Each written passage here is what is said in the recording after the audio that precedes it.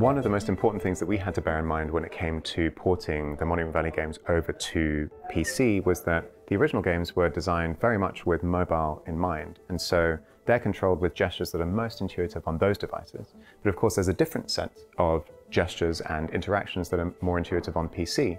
And so that's something that we really had to think quite carefully about in order to preserve the spirit of the original games.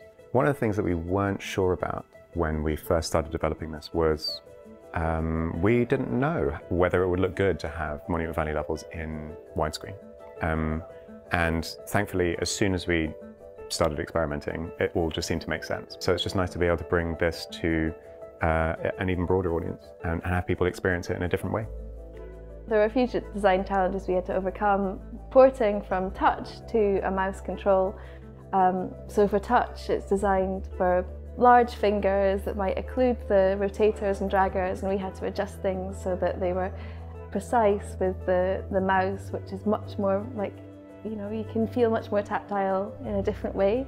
And we wanted to show that the user's actions in this world could like reveal different levels of interactivity. So we did things like glowing the draggers and the rotators when you were hovering over things, and the UI responds in different ways. And also just wanted to keep the cursor feeling playful and in tune with the rest of the game. It's been really beautiful seeing how the art team has expanded this world that we're already familiar with beyond the portrait screen.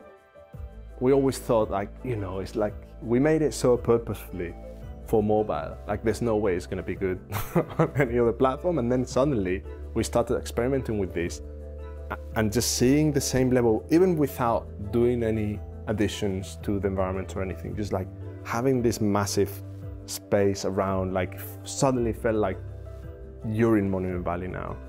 You used to have this little window, this little like keyhole to look through and look at this magical world, and now you're in it.